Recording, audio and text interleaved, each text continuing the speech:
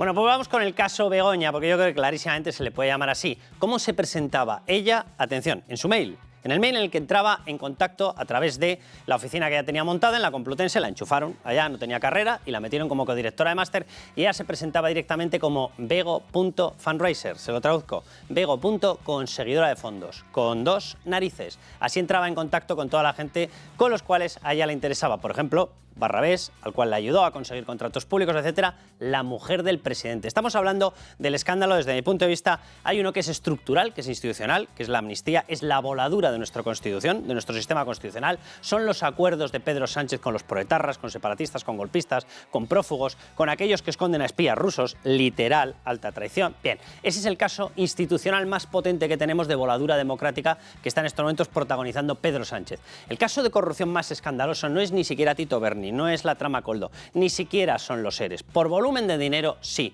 Por escándalo y por aberración y por obscenidad, es el caso Begoña Gómez. Bien, déjenme lo primero que les muestre un documento para que se den ustedes cuenta de que no estamos hablando de oídas. No, esta era la presentación de ese máster en dirección de captación de fondos. Esto en Estados Unidos ya hubiese provocado una algarada, que la mujer del presidente se presenta como yo te voy a ayudar a captar fondos. Fondos, fundraising para organizaciones no lucrativas. Significa que su principal partida de obtención de dinero son subvenciones. Bien, pues las subvenciones públicas, el principal rey mago, el principal Papá Noel, va y resulta que es su marido Pedro Sánchez. Bien, pues ella se presentaba y tenía una dirección de contacto, la van a ver en pequeñito, ya se la leo yo, Bego, no Begoña, no Begoña Gómez, no, Bego, la Bego, bien, Bego.fundraiser, vale, Bego.conseguidora de fondos. Bien, acaba ella misma de institucionalizar su contacto y su mote, lo puso ella, en su mail.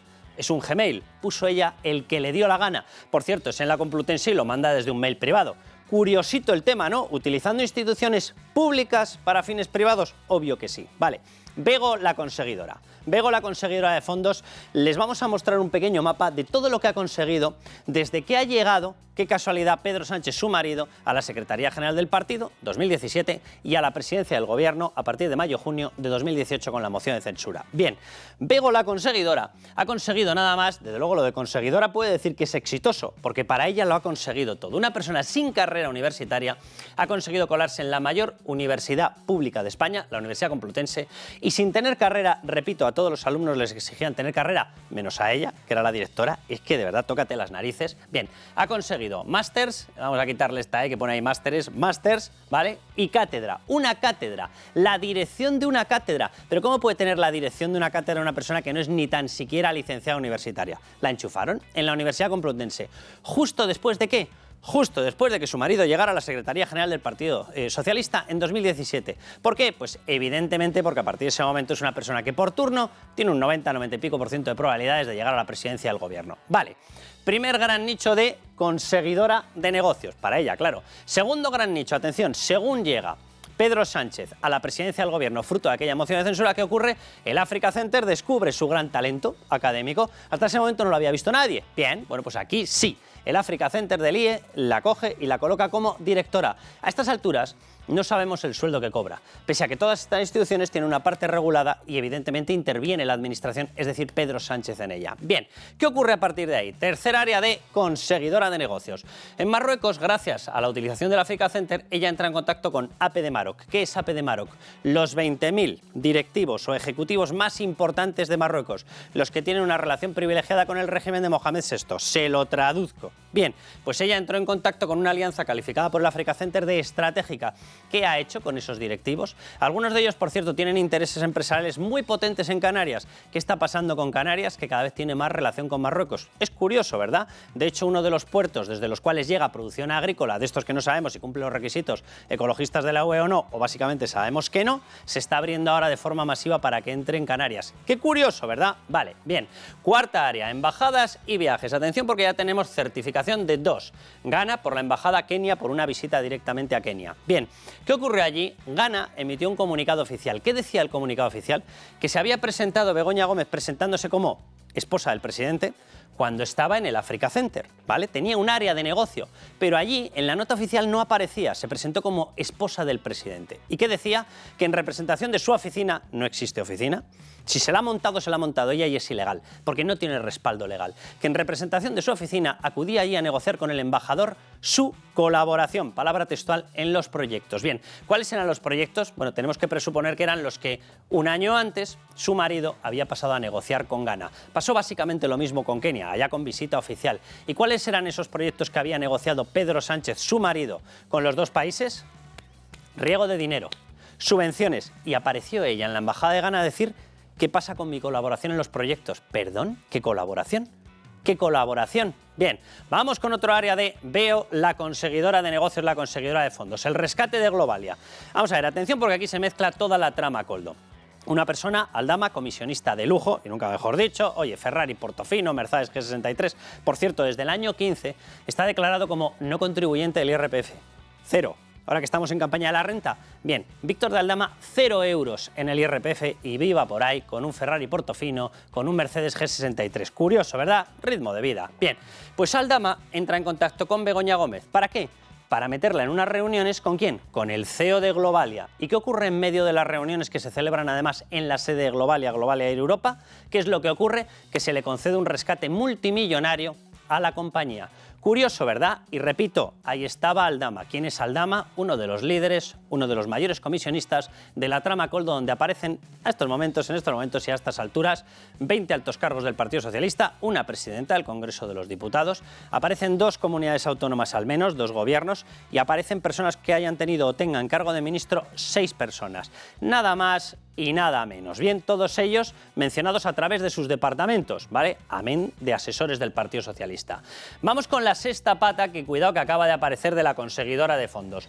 Contratos con Barrabés. ¿Quién es Barrabés? Un consultor en Internet. ¿Qué hizo?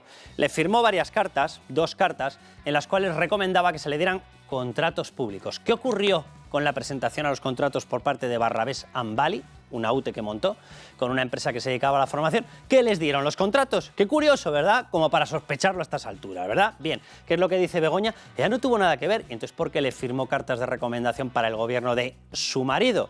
Surrealista, ¿verdad? Por cierto, ¿quién es Barrabés? Sé que lo estamos liando, pero es que los ovillos son así. Bien, ¿quién es Barrabés?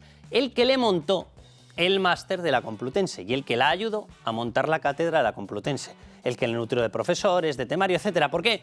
Porque ella no tiene ninguna formación para dar este curso, pese a lo cual la metieron en la Universidad Complutense. Enchufillos de la vida, ¿no tienen ustedes una situación así? Yo tampoco, ella sí. Bien, vamos con el último área de negocios, por ahora, de Vego, la conseguidora, que literalmente es Vego.conseguidora de fondos. ¿Por qué?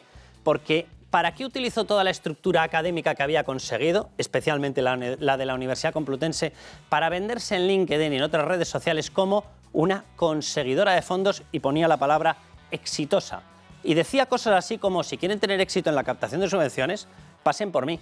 Esto en cualquier país medianamente serio, normal, habría provocado la dimisión del presidente del gobierno inmediatamente. Lleva entre 4 y 5 años haciéndolo, Begoña Gómez, exhibiéndose en redes sociales diciendo: si queréis tener éxito en la solicitud de fondos, si queréis que esta normativa ecologista que os está destrozando no os destroce, sino convertirla en una oportunidad, utiliza esta expresión, convertirla en una oportunidad, yo os asesoro.